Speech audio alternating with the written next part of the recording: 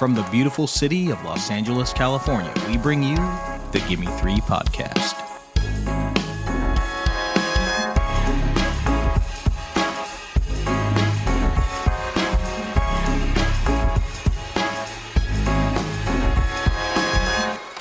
Welcome back, cinephiles, cinema lovers, and movie appreciators to the Gimme 3 podcast, a series for cinephiles. This is the podcast where we talk about 3 movies connected by one theme. And before we get started, please consider this your official spoiler alert. I'm your co-host, Bella of Stratus. My terrific co-host, who you all know and love, Nicholas Ibarra, is away this weekend at the Austin Film Festival, where not one, but 2 of his scripts have placed in the screenplay competition. We're so proud and we're so excited for him. Excited to welcome him back next week as well. So today I have the one and only Gimme 3 producer and LADFF director, Sonja Mereu, once again joining me for another spectacular, spooky episode. Hi, I'm shocked and honored to be back so soon. This is 1 month. I know, it's almost back to back. I know, although I really loved last week's episode about the Frankenstein movies. So yes, last week was so much fun. And, okay, I'll admit this episode isn't exactly spooky, but as Sonja mentioned, we've dedicated most of this month to Halloween themed episodes. So our last one together was Halloween Family Favorites, where we talked about October classics like Beetlejuice, The Addams Family, Hocus Pocus. And then last week, Nick and I tackled one of the greatest and probably most iconic movie monster ever with Gimme 3 Frankenstein film adaptations. We started with Universal's original Frankenstein from 1931, got Mel Brooks' fantastic parody, Young Frankenstein, and ended with Kenneth Branagh's operatic Mary Shelley's Frankenstein from 1994. So if you love Frankenstein, definitely check out that episode. And this week we're featuring yet another classic movie monster, the vampire. A vampire? But instead of highlighting 3 horrifying vampire movies, this episode comes with a twist. Think hormones, high school, and above all, angst. That's right. This week, it's Gimme 3 teen vampire movies. So excited. Oh, yes. We've got a killer lineup for you guys today. One from each of the last 3 decades, actually, starting in the 90s, moving into the early 2000s or 2010s, I guess. Hot, horny, campy, teen vampires. It's something that I think will never go out of vogue. I think we'll always have room for more movies like these 3. Clearly, at least one a decade. Yeah, exactly. So for all you vamp fans, you can thank Sonja for coming up with this amazing theme. I'm so excited. Without further ado, let's sink our teeth into the first film of the day. I had to. All right, we're starting with the most iconic hormonal vampires of the last 20 years. Big sexy, big moody. From Stephenie Meyer's best-selling novel to Catherine Hardwicke's peak romantasy that had moody teens in a chokehold, you already know it's Twilight. Released in 2008, Twilight marked the beginning of a pop culture phenomenon that turned Kristen Stewart and Robert Pattinson into some of the biggest young stars of their time. Stewart stars as Bella Swan, a teenager who moves from sunny Phoenix, Arizona to the endlessly gray town of Forks, Washington to live with her dad, Charlie. Bella's new life feels just about as dreary as the weather. That is until she meets Edward Cullen, a mysterious, aloof, and impossibly beautiful guy from her high school. Edward and his equally eccentric adoptive family sticks out in Forks for their pale skin, golden eyes, and their general avoidance of their classmates, and even more so, of sunny days. From the very moment Bella laid eyes on him, she became completely enamored with the guy. But when Edward saves Bella from being crushed by a van with supernatural reflexes, she realized there's something actually not quite human about him. Determined to find out, her search leads her to the legends of the Quileute tribe ancient stories of humans descended from wolves and their feud with vampires. The more Bella pieces together, the more she realizes the impossible truth. Edward is a vampire. But instead of running away, Bella falls headfirst into a dangerous, intoxicating romance. Even when Edward warns her that he's never wanted someone's blood as much as hers, love, of course, wins in the end. With both his secret and his feelings exposed, Edward invites Bella into his world, introducing her to his vegetarian vampire family, and even letting her in on a game of vampire baseball in one of the most memorable scenes of the film. But things take a darker turn when a trio of real bloodsuckers comes to town, leaving a trail of bodies in their wake. One of them, the sadistic tracker named James, catches Bella's scent and becomes obsessed with hunting her down. The Cullens do their best to protect her, but James tricks Bella into meeting him alone at her old ballet studio. What follows is an intense vampire showdown. Edward and his family come to her rescue, but not before Bella is bitten.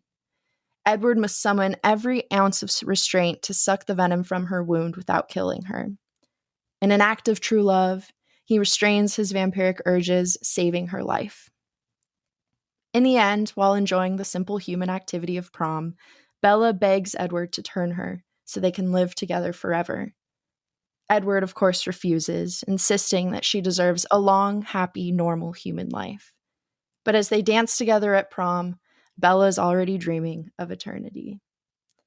Sonia, what are your thoughts on Catherine Hardwicke's Twilight? Well, I'm just going to say, I'm going to talk a lot of shit in this episode about this movie, but I want to lead with the fact that I absolutely love this movie and can't get enough of it and could watch it all the time. But what a mess. Yeah. Oh my God, I know. It is it's a beautiful mess. Yes. I mean, and when you compare it to the later films, it's like it's a masterpiece. Yeah. It says a lot. Yeah. I know. I'm actually ashamed to admit that I did not grow up with these books or movies, even as an ex-Mormon. I know, extra shocking. But I actually watched all of these movies for the first time just a couple years ago, and it was one of my favorite movie marathons to date. I can honestly say, even in my early 20s, this was somehow a formative experience. Like I felt robbed. I felt robbed in the sense that I would have been obsessed with Twilight as a young teen. Like maybe it's for the best, Teen Bella was sad enough, but honestly, I do think Catherine Hardwicke kind of nailed it in a way that now it's kind of got this like cult following because it's just completely ridiculous. And I can't speak to like the adaptation aspect of this. I'm more so talking about the way she created kind of a film that just feels so perfect for its target audience and like the era that it came out. Like it really overly embodies every Tumblr sad teen moody aesthetic that really like defined that, early 2010s. And yeah, every time I watch this, I just feel kind of transported back in time and not even just an era, but in feeling. Like it's so nostalgic on so many levels.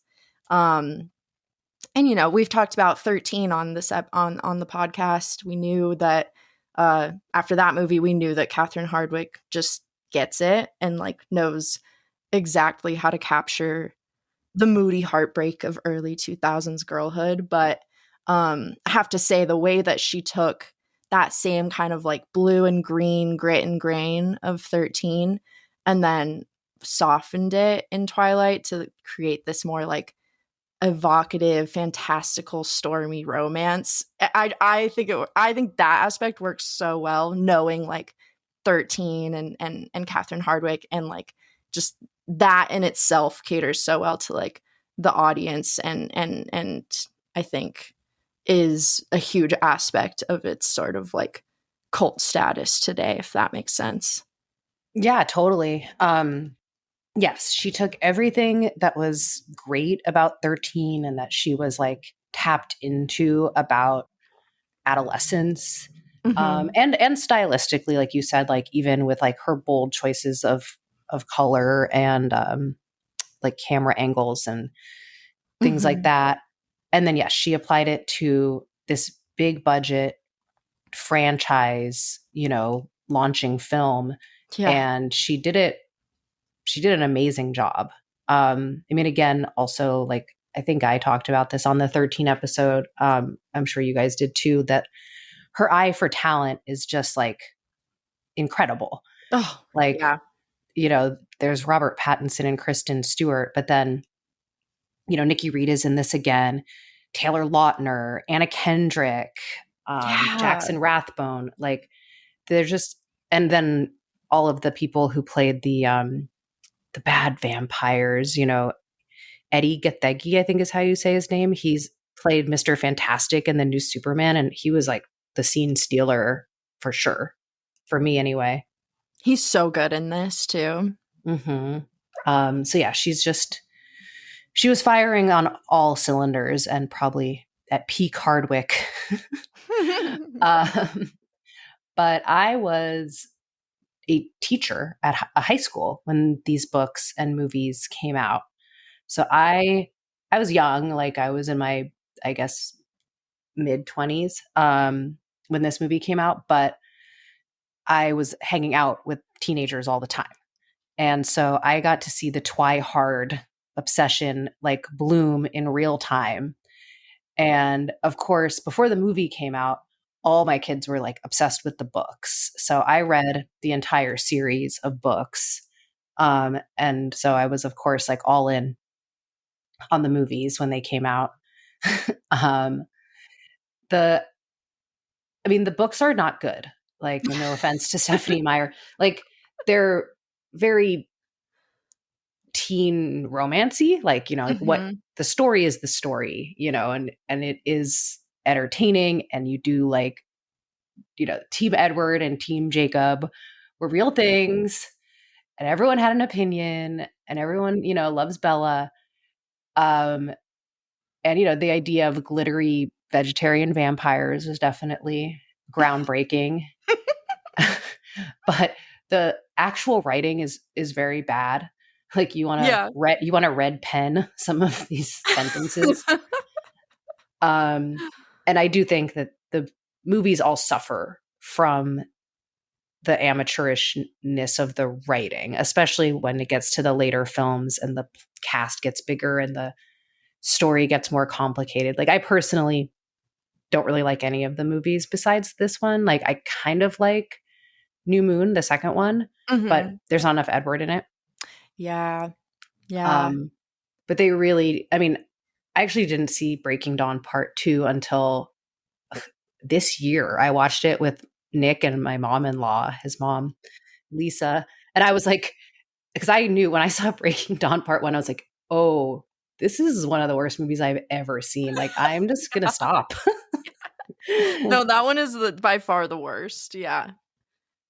Well, I knew it was coming. I was like, because the Breaking Dawn ends with her waking up as a vampire. And Mhm. I was like, oh, it just gets so freaking weird. Like, weird enough to read, but Yeah. to like try to see these people visually represent what is happening is just going to be too painful for me. So what was the verdict? The final verdict of Oh, it's horrible. It's absolutely horrible. But then you like are totally moved at the very, very end when like they're a Mhm. happy family and Jacob's like creepy love for a baby is like accepted because she's a little older now. So fucked. I will say, having not read the books, the twist of Alice's vision in that last movie, it got me. I was like, oh hell Mm. yeah. But it's terrible. It's terrible in the best way. There's one like the culminating fight scene. Then we'll get to the other movie, the one we're actually talking The about. one But we're the actually culminating fight scene, it's like every single person was shot on a green screen by themselves. and like it's just composited together, and like there's no sense of space or scale, Yeah. and like everybody's like very hyper contrasty and like Mhm. shiny. No, it looks like you're watching the movie poster. Yeah. It's just like it's so wrong. Yeah, it's so bizarre. Well, we'll get back to Twilight 2008. This first movie is definitely so separate from the rest of the movies, like we've talked about. I mean, it really is, even just like in style, you know, it's the visual aesthetic of it. I mean, going from this to New Moon, just the color palette alone, like Catherine Hardwicke just turned it all the way up on blue and green, and it's so aggressive. But I love it so much because it just makes it, everything feels so unnatural in a good way, because all of it is. And I think you know, like you were talking about, the writing is so painful that you have to, you know, I think by almost like overdoing it or overcorrecting with color, and it makes it work more, because they're just selling you so hard on like this dreamy, fantastical world. Yeah. Yeah, no, I totally agree with you. No, this one is something special, and then you feel like the rest of them were made more like as a machine that knew that it was going to churn out, you know, a film a year. Yep. Yeah. Whereas like you felt like Catherine Hardwicke, like this was her baby, you know, on some level. And I actually worked with Jackson Rathbone, who plays one of the Cullen siblings, or he's like the extra adopted one. He's Alice's boyfriend, Jasper. But anyway, I remember talking to him, and he was saying that like Catherine Hardwicke would kind of do the same thing she did on 13, of like get them all together and like have a slumber party and like really try to make it feel like a family and develop, you know, intimacy between these characters, or between the actors, so that it would show within the characters. And yeah, like she laid the groundwork for the franchise, and then, you know, none of the other movies lived up to what she kind of created. And it would have been fun if she could have done the whole thing. Maybe she didn't want to, maybe she did. I have no idea. But that would have been awesome. But yeah, this one has heart and certainly hormones. You know, it's the only one that I find to be like actually kind of sexy. Totally. Like the sexual tension between Bella and Edward is intense. And when they finally like get together in her bedroom, you're just like, oh my God, I'm so relieved. Like, thank you. It's so true. And I love that there's almost kind of like a flipped male gaze, I guess. Like, so much of the way Edward is shot is like through Bella's eyes. Like, it's like close-ups of his hands, his arms, like his eyes, his lips. It's so overly sensual. Oh my God. Well, you know what I noticed is that I think you're right. It's like very much like the female gaze, or, you know, like her point of view. And at the beginning, he has his makeup and like eyebrow waxing, and like his whole look is so extreme. Like, I wrote down, Edward, king emo boy. Look at those eyebrows. Yes. Oh my God, yes. And literally once he admits to her that he is a vampire and shows the glitter, like his styling does soften. Like a lot. My God, yeah. That's so funny. His hair. I like forget every time I watch it just how much they poof that shit up in the front. I'm like, oh my Lord. It's wild. It's like Pauly D level almost. Like, it's really funny. It's like he's from a different time, Bella. Yeah. his hair hasn't evolved as much as his, politics, his sense of female empowerment. Yep.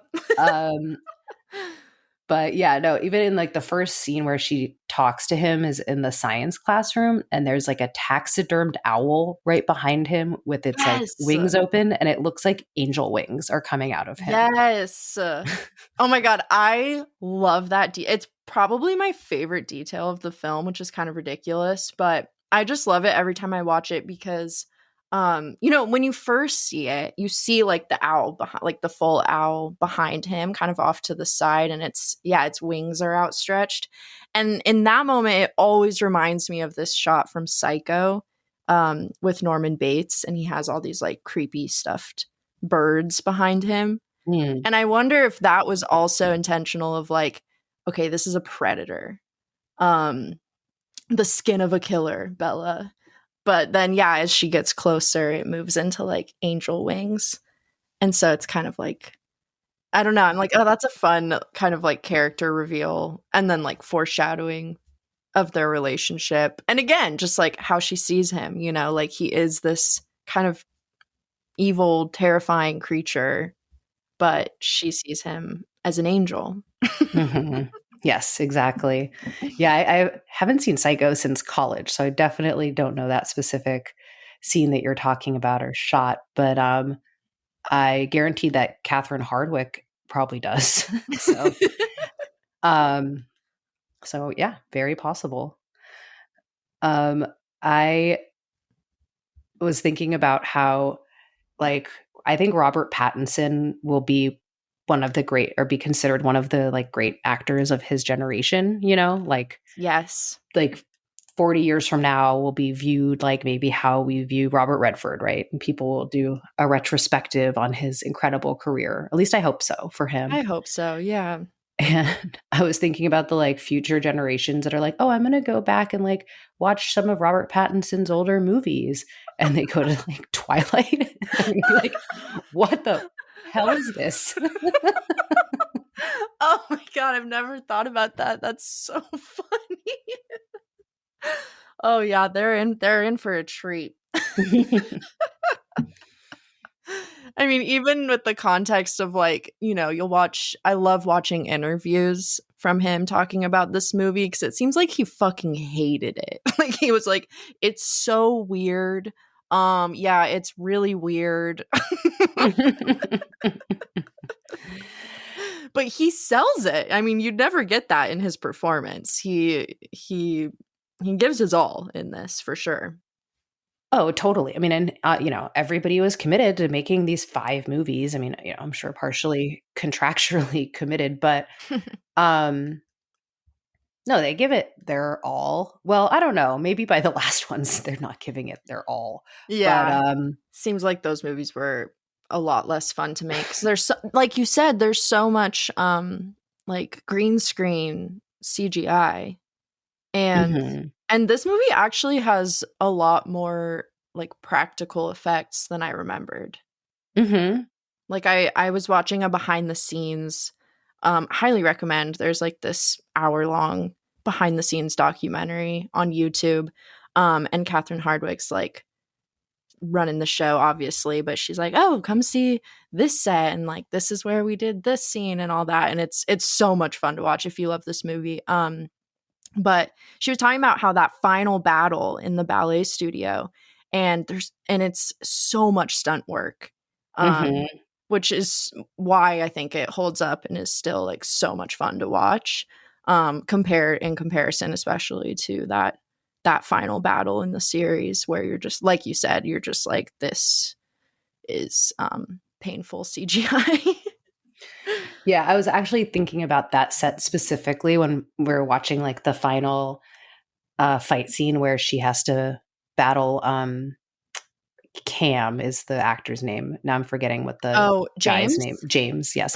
So she has to battle James, and then the Cullens come in. And I was like, this ballet studio has the highest ceilings. Like this building does not read ballet studio to me in any way, shape, or form. And then they're doing all the stunt like wire work. And I was like, oh, well, they like probably needed these high ceilings to like rig the stunt cables or whatever. Oh, yeah, that makes sense. And then also they explode the floor. Yeah. So I was like, I wonder if this is a sound stage. I assume it probably is. And like they just built like a floor, like built up the floor so that they could break through it. Mm-hmm. But yeah, I was like, there is like almost nothing about this that reads ballet studio to me. So true. But I was like, I understand the practical reasons. Yeah, no, it makes it now that we're laying it all out, that makes sense. But you're so right. It's like a cathedral. Like Oh my God. I also wrote down like this tracker is getting really personal and weird. he's so weird. so He's weird. so creepy. I was like, don't you just want to kill her? He's like, I'm impersonating your mother. Like, and I'm making you watch videos from when you were a child. He's such a strange character. Yeah, that final battle is amazing. I feel like we also need to talk about obviously the baseball game. Yes. It's just, I mean, where to begin? I don't think they shot that practically. Yeah, no. Well, I will say in the documentary, they put them on these wires and then would have them like run to make it look like they run super fast. Mm. And apparently it was so painful like for the actors.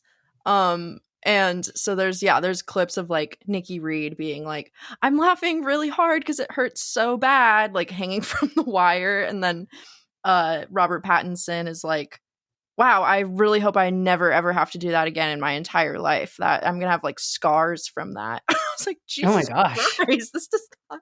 But it looks really cool. It does look really cool. You know, they're vegetarian baseball playing vampires. Mm-hmm. By the way, vegetarian just means they eat animals and not humans, for anyone who's listening and is not familiar with the Twilight lore. But yes, no, the baseball scene is outrageous. Because for context, again, for anyone who doesn't know or needs a refresher, it's going to be a big thunderstorm. And the Cullens go, oh, we have to miss school and go play baseball. And Bella's like, what? Why would you play baseball in the rain? And it turns out it's because they hit so hard and run so fast that they have to mask their baseball bat hitting the ball with the sound of the thunder, because otherwise people would know that something was up. Yeah, it's really loud. So it's like this stormy day and they're playing this like insane game of baseball in the woods. It's so awesome. I can't lie. And Bella's like wearing a baseball hat, just looking so out of place. Yeah, and the movie's already established that she's not coordinated. Like we see her playing volleyball earlier and it's pitiful. So it is really funny that, you know, she's just there to watch, which, you know, that would probably be me too. Oh, for me too.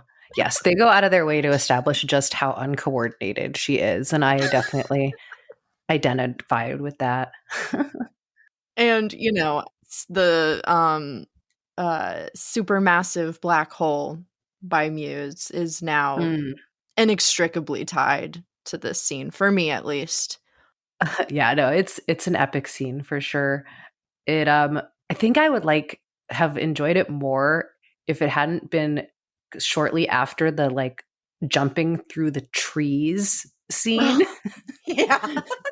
That was kind of the first time that we see how you know, what's the word I'm looking for? Like superhuman strength the vampires have, because Edward picks up Bella on his back and jumps out the window and they just like bounce around through the top of like the tallest trees I've ever seen in my life.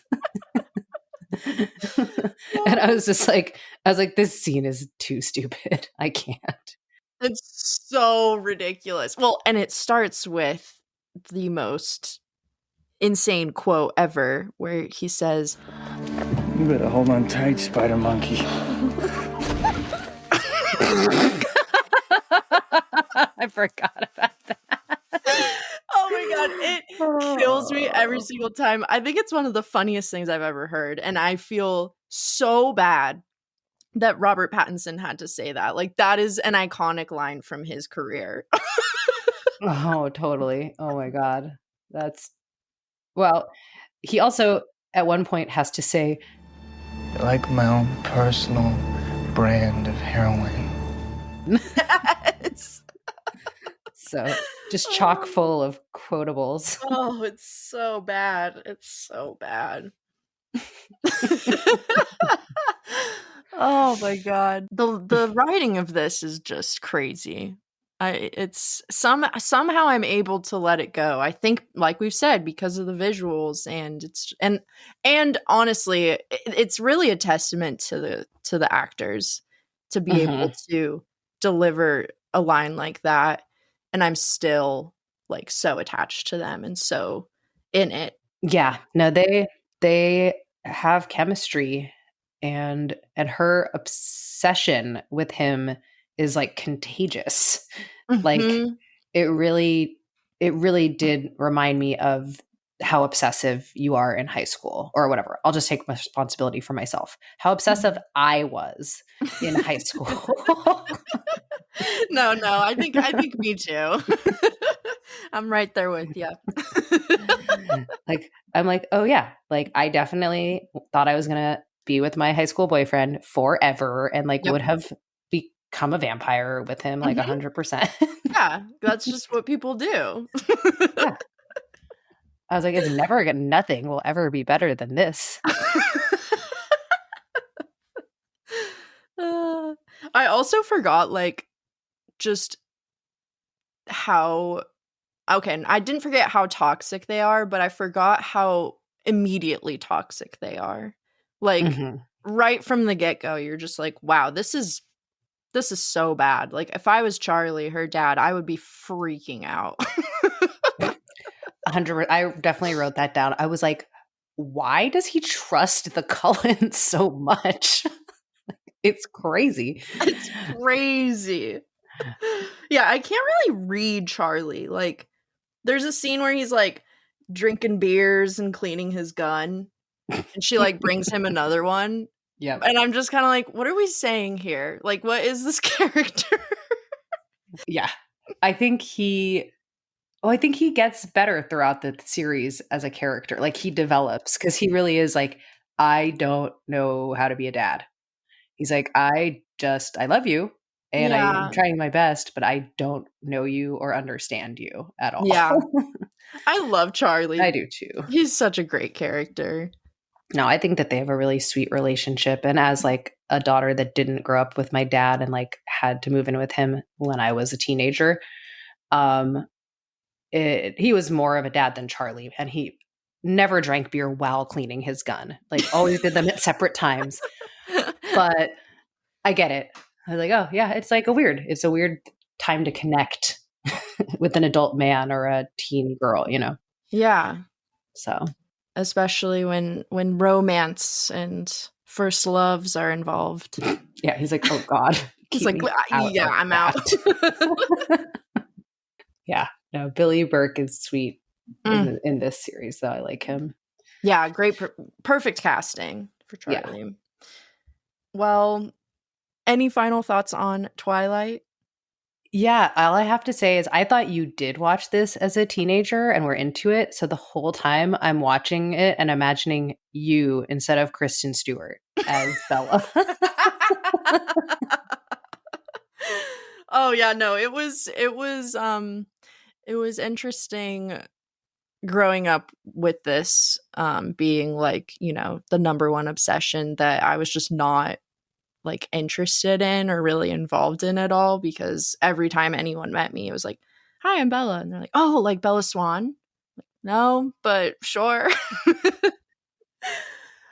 Well, before we move on, I also just have to shout out the soundtrack and the score for this film. I mean, it's just pure teen grunt, you know, Paramore, Linkin Park, Blue Foundation. The closing credits pulls out 15 Steps by Radiohead.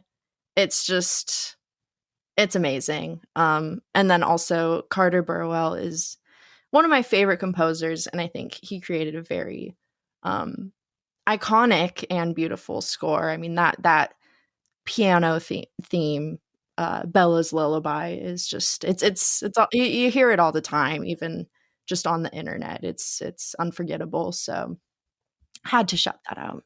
Yeah, I love Carter Burwell too, and thank you for mentioning that because that was in my notes, and I had forgotten it in the midst of all the other insanity of what I wrote down. It's an insane film for the insane. You guys can watch that on Hulu, Disney Plus, Amazon. You can stream it pretty much anywhere for free. And yeah, you guys let us know what you think of it.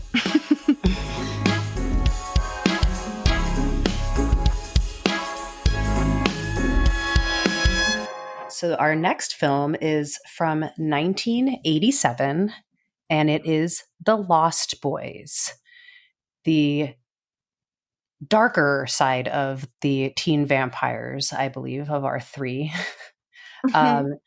Directed by Joel Schumacher of Batman Forever fame. And I do think that there are many tinges of what's to come when we watch this film. It's shot by Michael Chapman, who directed All the Right Moves that I think you guys discussed on the baseball or football episode. He's also a very famous cinematographer that developed a special brand of dollies that are still used today. Wow. Chapman dollies. See him everywhere. So anyway, The Lost Boys is a horror comedy about teen brothers Sammy and Michael and their mother Lucy. The movie opens as the family is moving to the vampire-infested beach town of Santa Carla, California. The older brother Michael falls for local girl Star, who lives with a gang of vampires led by their ringleader David. David quickly starts turning Michael into a vampire by forcing him to drink vampire blood. Meanwhile, Sammy befriends the Frog Brothers, self-proclaimed vampire hunters, and they teach him all about the local vampire population. When Sammy learns that his brother is actually turning into a vampire, he and the Frog Brothers have to figure out how to kill all the vampires and save Michael before his full transition to a full-fledged bloodsucker. While the brothers grapple with all the vampire madness, their mom, Lucy, is trying to start a romantic relationship with a man who owns the local video store and who may or may not be the head of the vampire coven. I feel like I'm gonna not spoil the end in my synopses, but I imagine we will spoil it in our conversation. But just in case, I'll leave it open.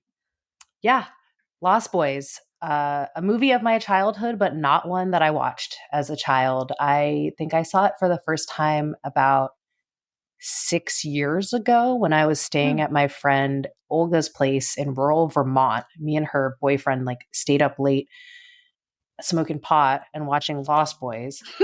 And I was like, yeah, this movie isn't scary. No, I'm good. I can watch it. Yeah, it's going to be cool. And we're watching it. I'm like, no, I'm fine. And then we go to bed and I'm staying in this crotchety old bedroom in this funky farmhouse that they live in. And I look out the window and it is just pitch black outside. There is no street lights. There is no houses nearby. And I was like, oh my God. And I could not fall asleep. I had to pull the blanket up around my head. So just my mouth and nose were poking out so I could breathe. I was like, God, why did I watch that movie? But it didn't mess with me this time because I was at home. And no, that sounds really scary. I completely understand. And this movie is kind of freaky. I watched this for the first time in college for in a film class actually. It was my first one. It was intro to film or something basic like that.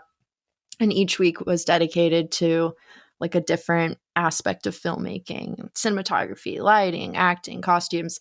And I think this one was mise en scène. Mise en scène. Mise en That's funny. scène. There I you go. watched a vampire movie for mise en scène in my intro to film class also, but it was Bram Stoker's Dracula by Francis Ford Coppola. That's a great one too. Yeah, this, the art of the arrangement of a scene, how all the different elements of an image are curated. And this movie certainly has some great mise en scène, but it's also just a grand old time.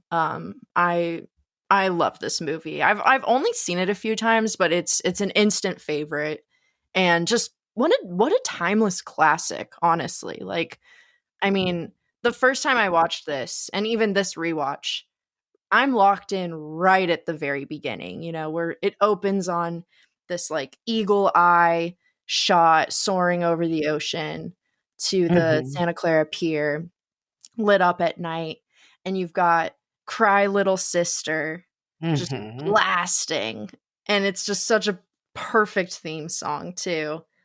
And it's just such a great opening scene. This movie overall is just like, it's so 80s it hurts, but in a good way. I think, maybe it's in the next nighttime scene once the brothers are in town, because right after that opening, then the brothers move. Yeah. But anyway, there's that concert scene on the pier with this like just buffest, oiled up band, and then this guy is like shirtless, wearing like the tightest pants, playing a saxophone. I was like, oh my god, yes! Like, this is supposed to be funny, right? Like, it has to. Can't be. He has like a chain choker. Yes. Oh, it's so good. Or like Alex Winters of Bill and Ted fame is one of the vampires, and he's got like the most intense mullet hairdo. It's wild. I was watching some like behind the scenes interviews with the filmmaker, and he was talking about the design of the vampire gang, and a lot of the time you see vampires depicted as like they're not current in their style. And this one, it's like they're the cool kids, like the kids that you're like, oof, they're too cool for school. But now you look at it and you're like, wow, they look like vampires. Right. It's just ridiculous costuming. But it's true. Like Kiefer Sutherland, like very like Billy Idol type look with the hair and the paleness, leather jacket. Totally. Yeah, it's so great. And then you have like Michael, the oldest brother, and he, for one, is just such a hottie. And then Jason Patric was really hot back then. God, so good. You just immediately fall in love with him. Yeah. And I have to say, I'm kind of jumping ahead here, but I love his transformation scene when he drinks the bottle of blood, and it's like all this like crossfades and overlaying of like at one point they overlay the image of him drinking the bottle of blood with like an image of Jim Morrison. And with the Jim Morrison, like they also have the whole sequence where in the daytime the brothers and Lucy are moving to Santa Carla, which is really Santa Cruz. So I like always want to call it Santa Cruz. But and they're showing like just shots of different people like in the town and around the pier, and it's to People Are Strange by The Doors. Oh yeah, that's right. And then in the vampire lair is like a massive Jim Morrison whatever tapestry, I guess. Yeah. Like it's huge. Yeah. Oh, it's so I used to have that awesome. poster in my bedroom when I was in high school. Oh, that's so cool. Not as large, but yeah. Yeah, no, they totally, this movie is, I think, as like essential to its generation or whatever as the Goonies or, so many other movies, especially like the Coreys, like Corey oh yeah, Haim, who plays Sammy, the younger brother, and then Corey Feldman, who plays Frog Brother 1, or 2, I don't know, one of the Frog Brothers. I mean, the Coreys were like a thing in the 80s. Yeah. Like they were a huge deal. So yeah, I mean, and so was Kiefer Sutherland for that matter. Well, and was this, I could be wrong, but was this the movie that, like, the first movie that the Coreys were in together? Like, did this start the Coreys, kind of? That's a good question. It very well might be. I think the it first one might have been the beginning of, like, that era. Yeah, it's true, because they're both pretty young in this one. So probably, I mean, they were both like successful kid actors prior, but yes, this might be the first one, them together before they both went completely off the rails. Yeah, sad stories, tough stories. Mm-hmm. Such great performances in this too. I totally forgot about Corey Feldman. Corey Feldman is the Frog Brother. We'll call him Frog Brother 1. I like that. His commitment to the voice, like a Batman voice. We're dedicated to a higher purpose. We're fighters for truth, justice, and the American way. I know. I was cracking up about that too. I was also watching an interview. In the same interview I was watching with Joel Schumacher. Yeah, Joel Schumacher. With Joel Schumacher. Joel was talking about when he cast the Frog Brothers, how, for one, those are apparently two of his favorite characters in any of his movies, which I think is really funny. They're wonderful. And he told them to play it like dead serious, like they were Marines, which I think is so funny because they're hilarious, and yet these two kids are like, they thought their characters weren't funny. And I think in a way that seriousness, like the dedication to them pretending to be grown up tough guys like Rambo and First Blood inspo and all that stuff, is why their performance is so funny.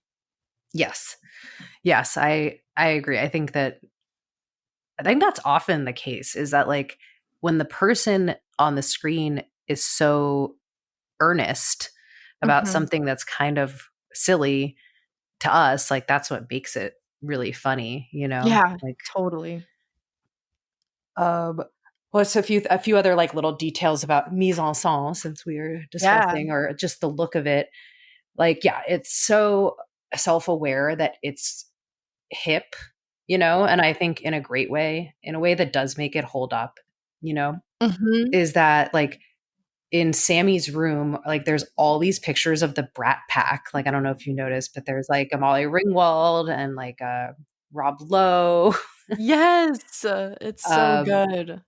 And he kind of like looks and dresses similar to Anthony Michael Hall, not in like a specific movie, but like just the general, like maybe in Weird Science the most, but like just like, yeah, the general Anthony Michael Hallness of it all. Totally. It's so good. Yeah, like all ties into like what else, like everything else that was going on at the time. Yeah, there's so many pop culture references. Like, I think one of the first scenes with Sammy and Michael and the whole family is when they come to this new house. I think they're living in their grandpa's house, and they're like exploring the house together, the two brothers, and they discover their grandpa's like taxidermy room. They're like, Texas Chainsaw Massacre. Yep. It's just, yeah, that was like the first one I noticed. And then all throughout, yeah, they have the Brat Pack. They mention, he's like, to Michael, he's like, have you been watching too much Dynasty lately? Right.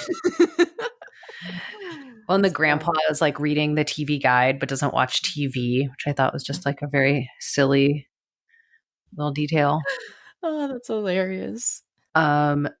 He's a kook. Like, I love the grandpa. Oh Mhm. my God, he's so funny. He's so great. I love his car that does the like like dies out as he's driving away. The big silly car, the one that in the end kills the bad vampire. Yeah, it's like not a real car. Yeah, it's like a homemade pickup truck jalopy. Like, it looks like something like that the Beverly Hillbillies drove to town in the show, The Beverly Hillbillies, with like all their belongings stacked up on it. It's so good.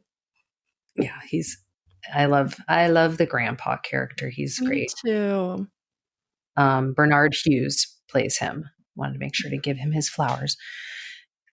Yeah, and then like there's a bonfire murder scene set to Walk This Way, which is pretty epic and amazing. Yeah, the music alone is just such a big piece of this movie. Mm-hmm. Yeah, the music, like, and then combined with the cinematography of how the vampires like fly around town, like the vampire perspective. Like, there's just so many like great shots. Like, there's the early shot that you talked about where they're going over the ocean and then they attack I forget, a guy that security guard. Right, yeah, exactly. I was like, he works there. And then there's like some other scenes, and then the crazy scene where they're all like hanging off of the bottom of the train tracks. Oh yeah. Oh my God, what a visual. And just fall into like this endless fog. Oh, it's so surreal and like mystical. And it's so scary, honestly. Like, this is a movie, if I watched as a kid, would have scared the living shit out of me for sure. Like, I don't think I would have been able to handle this movie. I'm sure it traumatized many children of its time. Yeah. No, it's really scary. I mean, even like they set up little things like when Michael's eating with them, remember they're eating like the Chinese food and he thinks it's like rice and then it's actually like maggots and he thinks it's noodles and it's actually worms. Or is it like, you don't know, but like, yeah, it's just all very creepy. And like, I mean, like I said, I didn't see this movie as a kid, but I knew of it and I was like, fuck Kiefer Sutherland. Like, I don't like that guy. Scary. Yeah, he is a creep. Michael. The amount of times he says Michael. It's really funny, actually. Apparently, his character has the least lines in the film. Well, maybe outside of, like his goons. Right. But like as a lead, yeah. He doesn't have that many lines. And yet his presence is like, you can't not think about him. Like, he is honestly like the first person I think of when I think of this movie, like his face, specifically in the vampire makeup, which is, I think, terrifying. Like, fantastic makeup when we see him like transform into the true monster version of this creature.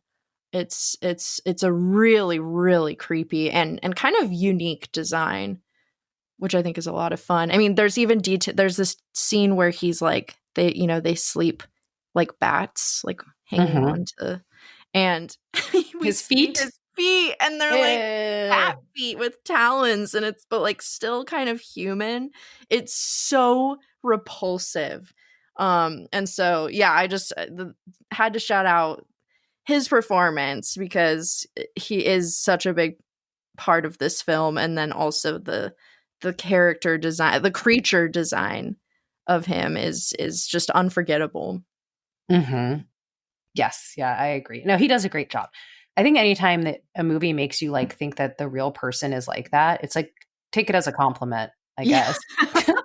No, everybody is like firing on all cylinders in this film. Diane Wiest as the mom is just like always a joy. Yeah.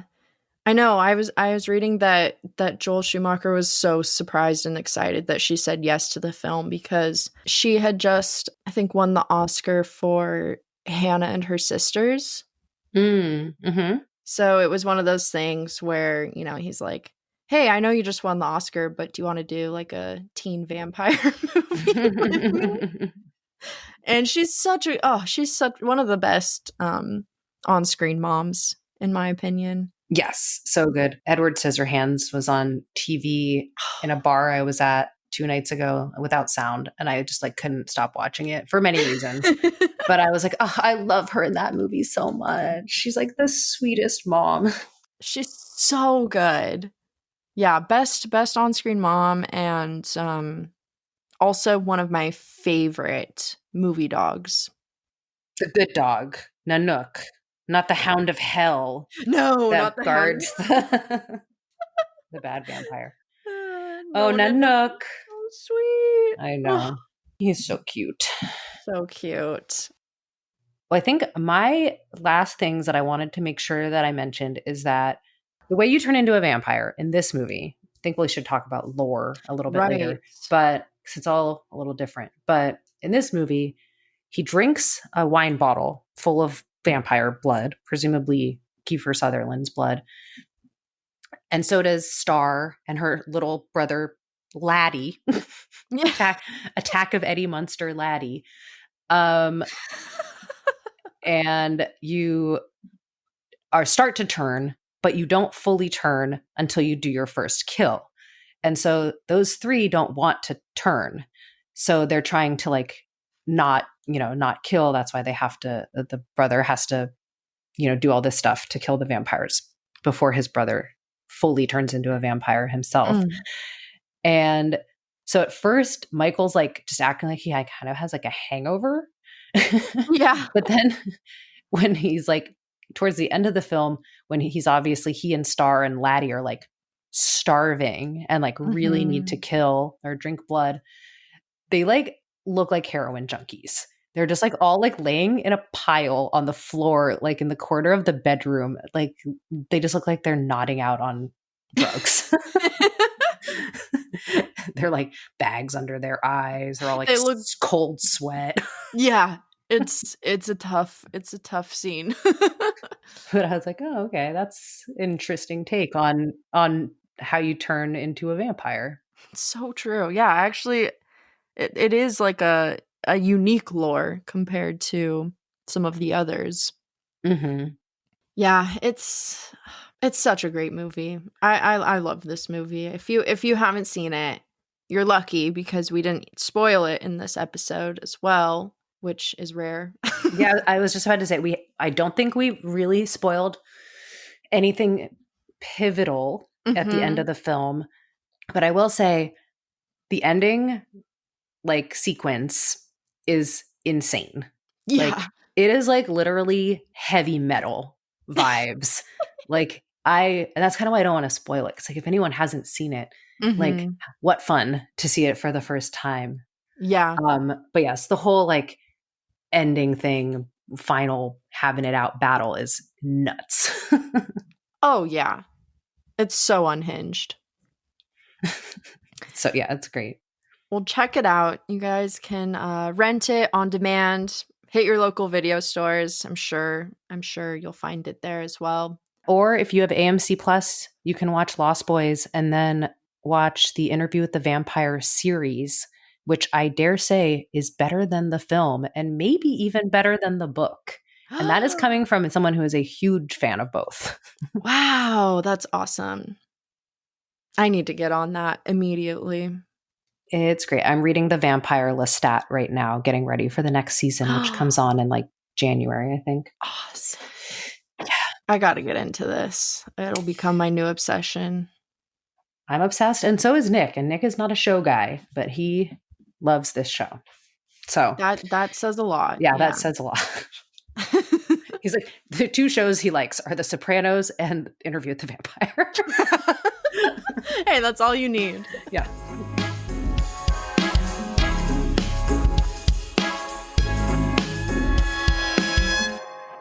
But now I get to finally discuss Buffy the Vampire Slayer. And we are talking about the 1992 film, not the show. I've actually never seen the show, which is insane. And that's the like show that I want to check out because I love Buffy the Vampire Slayer. It is directed by Fran Rubel Kuzui, written by Joss Whedon, who went on to make the show Buffy the Vampire Slayer, and many, many other things.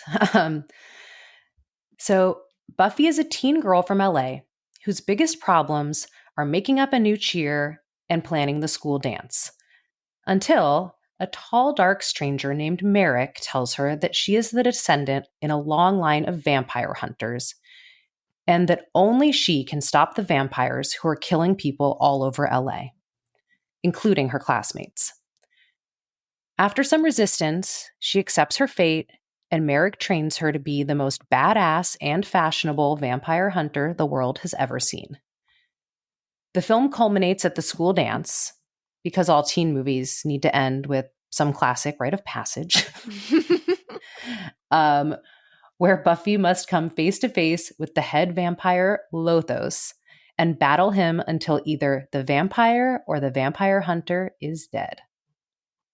Oh, and she also has to save her entire school from becoming vampires. She has to finally hook up with Pike, played by sexy Luke Perry. Does she do it? Does she slay? I think she does. I love it. Oh man, this was my first time watching this movie, which is kind of crazy. Fun. Yeah, it was so much fun. I was really shocked to find out that this came out before Clueless, because they kind of like have a similar vibe where they'd be a great double feature in a way. Just her character reminded me so much of Cher. Mm-hmm. Of just like obsessed with the mall and kind of a bitch. Right. And then her friends are like even worse. Oh, so much worse. I mean, in Clueless, her friends are kind of sweet. They're just like hyper privileged and, whatever, a little vapid. Yeah. But yeah, her friends are kind of like they say a lot of really mean things. Yeah, they're like the evil version of Clueless. They're like the mean girls. Yeah. Yeah, they're terrible. When they say the first time they see Donald Sutherland, and one of them's like, "What a homeless." Yeah. You're just like, oh, okay. Not okay, but Donald Sutherland, so fun to see him in this role as well. Such great casting. I mean, you automatically love him, even though he's like kind of a creepy old man in this, but also really sweet. Well, I think he just like comes across that way, and like obviously, yes, has like an old fashioned sense of boundaries. Yeah, like showing up in the girls' locker room. Exactly. Like there's some elements where you're like, oh, this is kind of creepy, but also I know he doesn't mean it that way. Yeah. And then he becomes like kind of a father figure in a way to her, and yeah, I love their relationship throughout the film and the way it builds. Yeah, no, I think he totally becomes a father figure, because they set up like at the beginning in my synopsis, I said she didn't have any problems, but she doesn't seem to have a dad that's present at all. And her mom just seems like beyond useless. Oh, yeah. So I think it's really nice that, she does have Donald Sutherland, Merrick, like as a mentor and father figure. And it spoiler alert, which I guess we gave you already, when he dies, it's like touching, it's sad. And she's changed as a result, that changes. That's like the final step of her fully committing to her destiny. Mm-hmm. Yeah. He's kind of the guidance that she always needed, that she never knew she needed. In like kind of discovering herself and what she wants out of life, and also just like instilling a different kind of confidence in her. Like, she's so wrapped up in material things in the beginning, and then as she learns more about her identity as a vampire slayer, it's like this empowering moment for her. Mhm. And, you know, there's even a line where, there's this funny line where Luke Perry's character is like, "You're not like the other girls." And she's like, "Yes, I am." And I just love that line so much. That's a great so line. unexpected for like the era and the genre. But yeah, there's like something about this movie that just really is surprisingly touching and holds up as well. Yeah, I agree. It does have a lot of similarities to Clueless in those ways of like we get to really see a girl transform and like become her best self and like learn how to like Mm-hmm.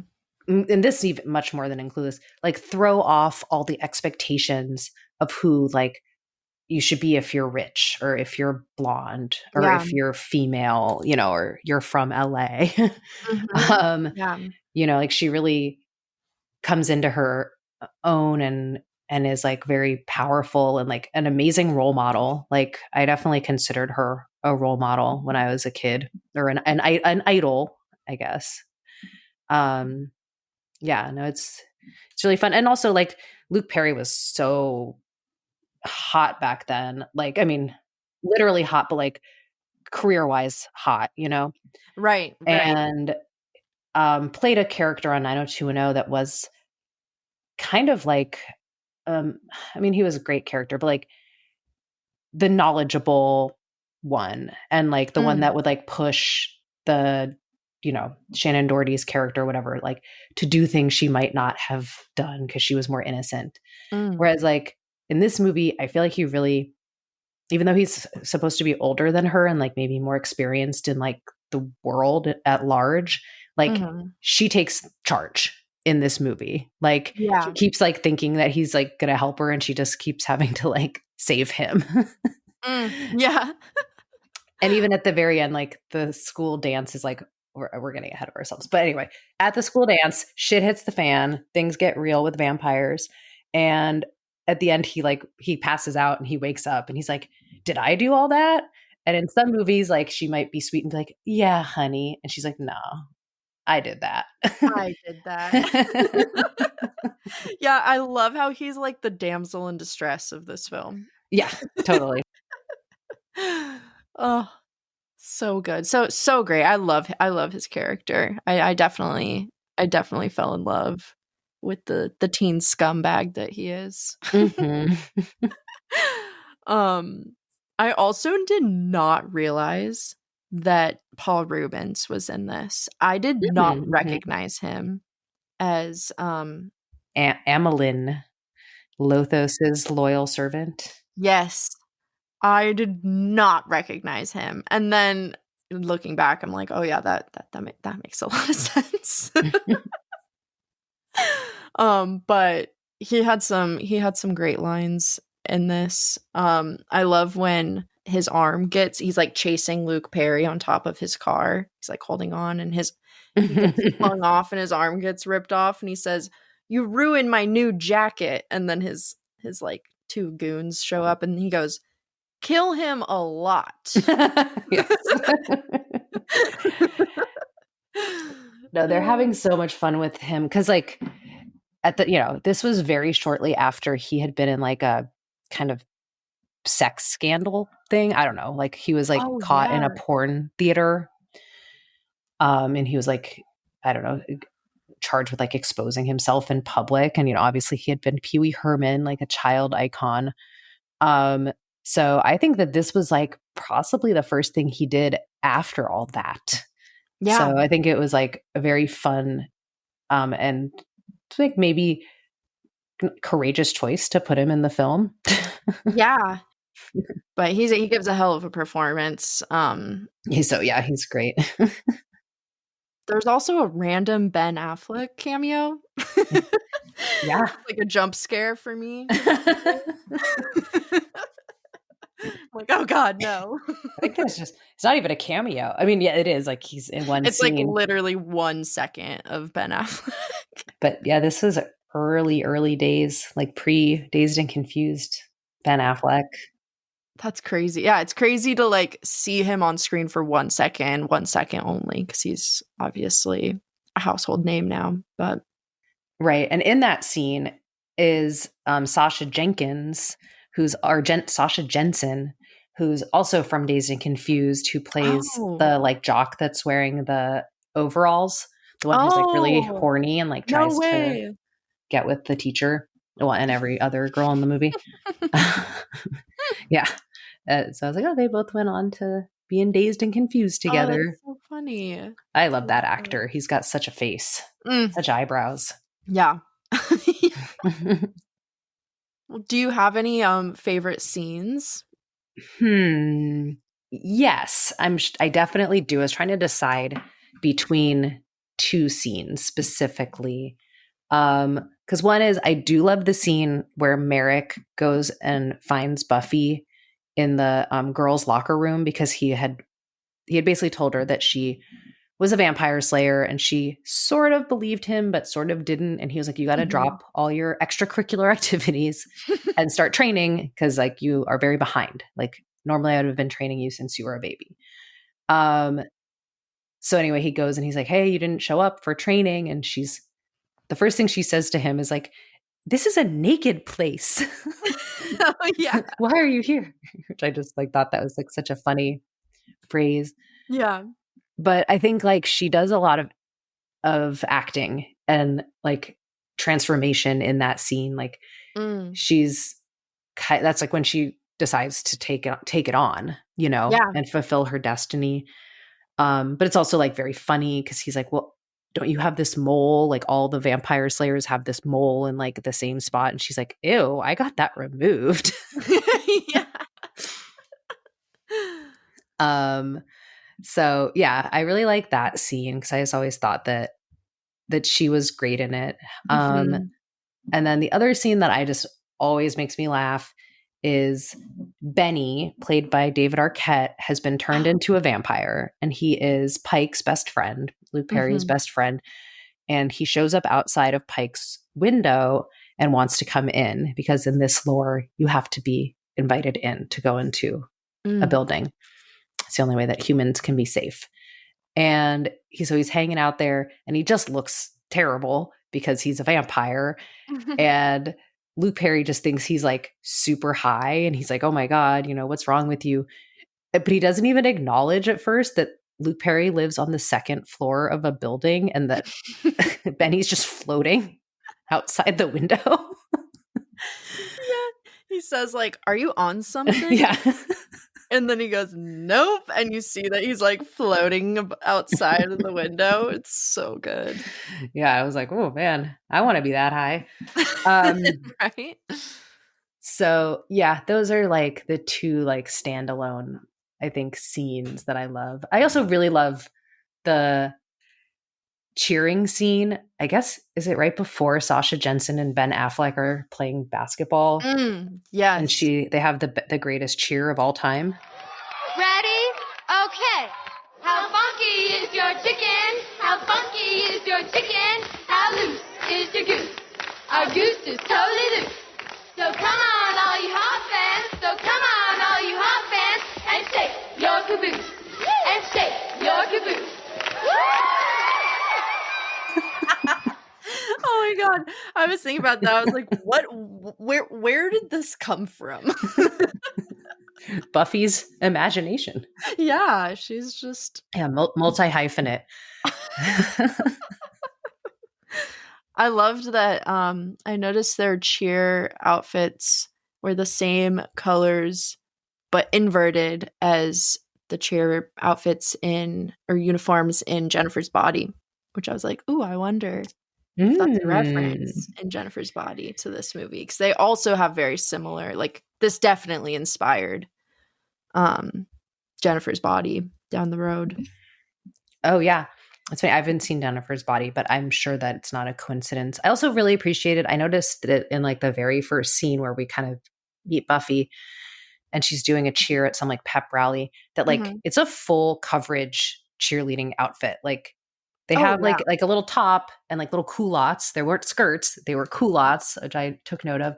But then like it's almost like they have like a long sleeve, long leg, like leotard bodysuit underneath. And I was like, oh, it's so nice to like see a cheerleader scene where you're not like looking at their midriff or like looking up their skirt.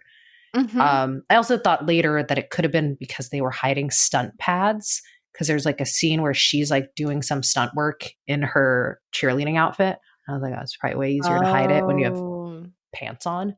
But either way, I just like appreciated that like they don't objectify the teen girls. Like they're Yes. fashionable, they're like, you know, showing off their bodies to an extent, but I Mhm. never felt like it was objectifying.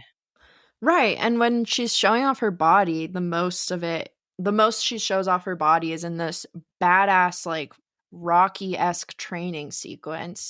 Right. She's getting fucking ripped, and it's like it's so that's one of my favorite scenes. It's just Yes. so awesome. She's doing all these, like, tricks. I think that might have really been her also. Like, I think she was like a gymnast or professional dancer or something. I could be wrong.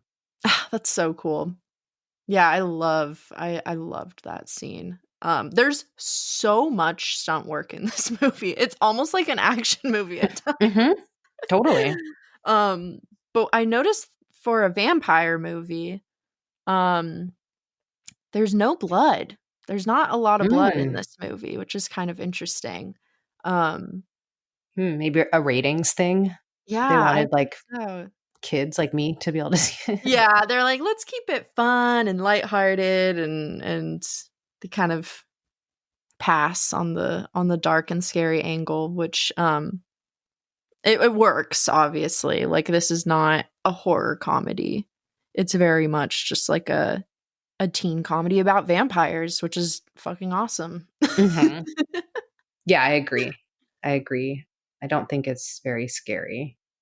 Yeah. I was trying to remember if I found it scary when I was younger, but clearly not that scary because I've It's definitely too watched much it fun. many times. Yeah. Yeah. Oh my gosh, I just realized I forgot my favorite quote from the locker room scene. All I want to do is graduate from high school, go to Europe, marry Christian Slater, and die. I was like, yes. So true. Same. I mean, like this movie has like the best line, like so many one-liners.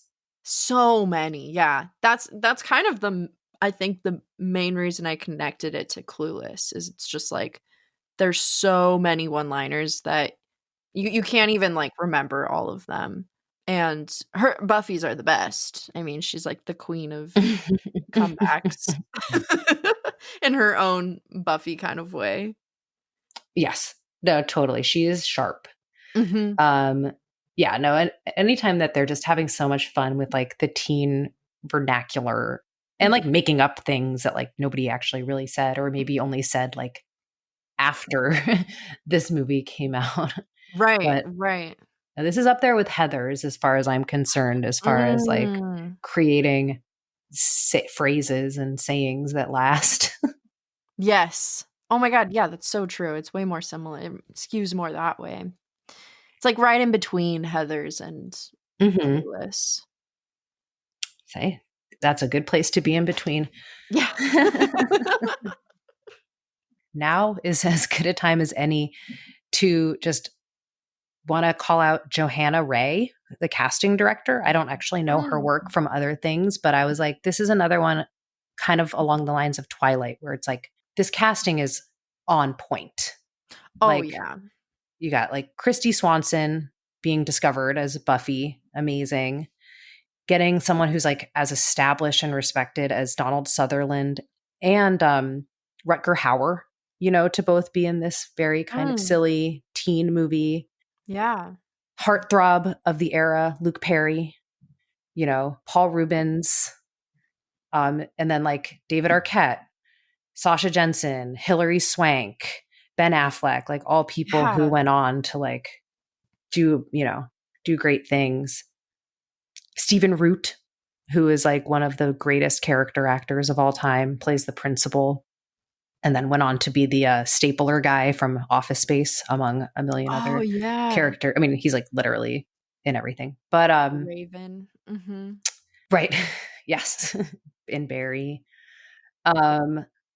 So yeah, I just love a solid cast where it does, everyone feels like they're in the world. No, like there's nothing like that stands out of like, oh, this person is famous but doesn't fit in the role. Like everybody's just kind of perfect.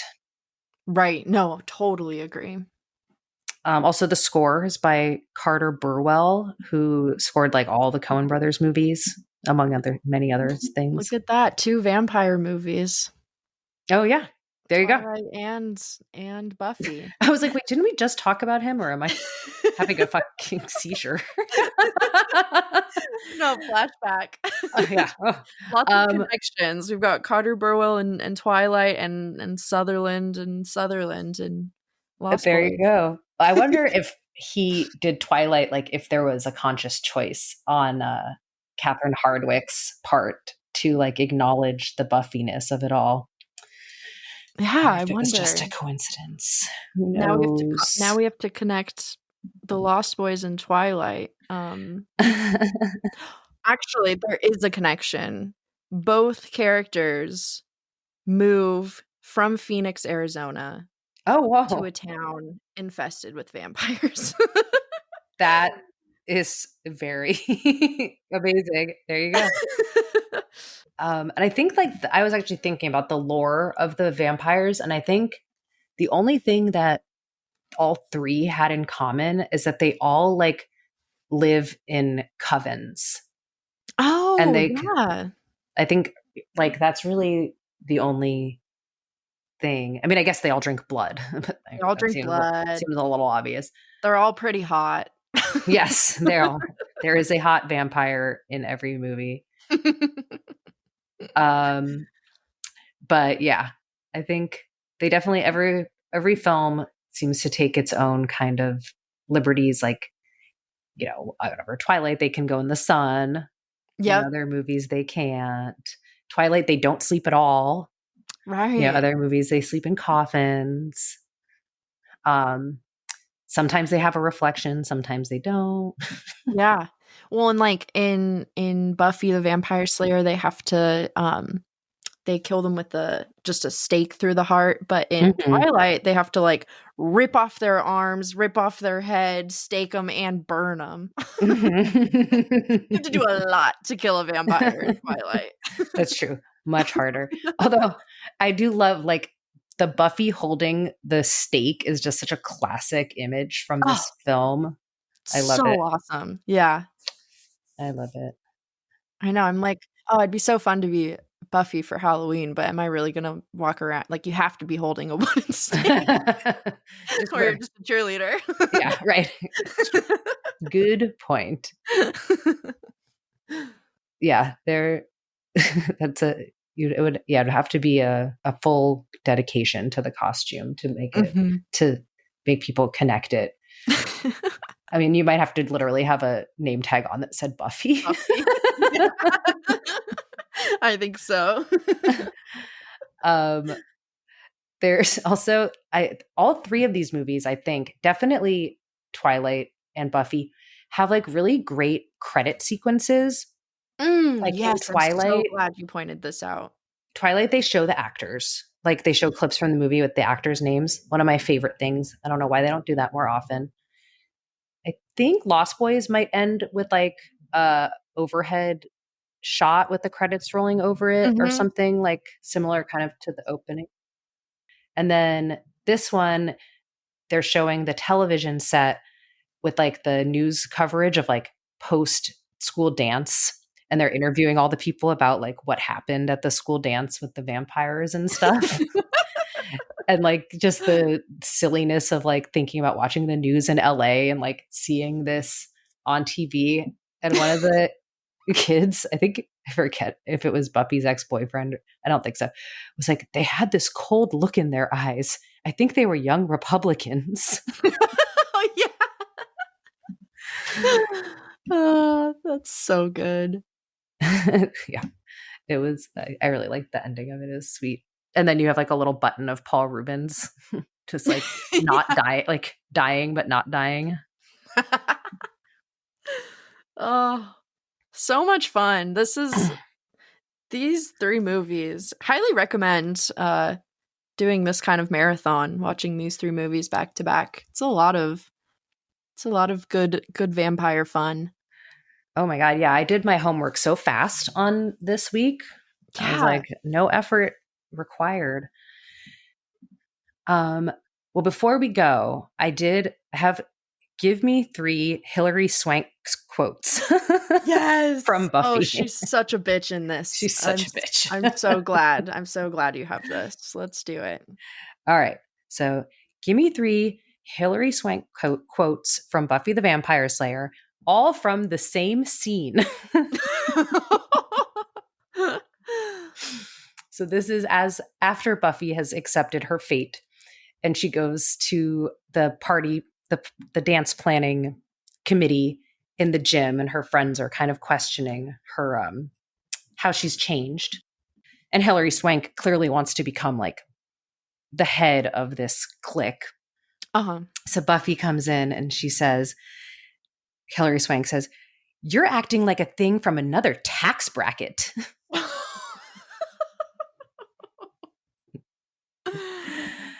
And then in reference, very classist, in reference to the fact that Hilary Swank has been spending all of her time with Pike and Merrick, she says, "Go play house with the unwashed masses." And then blowing off Buffy and trying to tell her to get out of here, she goes, "Get out of my facial." Oh, yes. Oh, that's so good. I can't believe that's all within one scene. That's insane. And I think there were like more quotes. I was like, let me just narrow it down to 3. Oh, yeah. She's just like spouting off. Like, this is Yeah. why she got cast in Boys Don't Cry. No, I'm just kidding. Oh. Yeah, she's great in this, in the sense of like you hate her. Like she's just so awful. Oh, terrible. Yeah. But so funny. I mean, she's so funny. Yeah. She sells it. Well, check it out, Buffy the Vampire Slayer. You guys can watch this movie. You can stream it on Disney Plus, Hulu, rent it on demand. Hey, your local video store. I'm sure it's there. Well, that's a wrap on our hormonal vampires and teen vampire slayers. You know, one iconic vampire movie from every decade, from the unforgettable 80s cool kid vamps of Joel Schumacher's The Lost Boys, to the 90s campy fun of Buffy the Vampire Slayer, to the Tumblr-coded teen melancholy of Twilight. Let us know your other favorite teen vampire movies. We obviously love this genre. I mean, I'll watch just about anything with vampires. I definitely need to get on the binge of Interview with the Vampire. I also, exposing my guilty pleasure TV here, Vampire Diaries. Those are some real horny teen vamps right there. I never saw that. You know, it would be difficult to go back.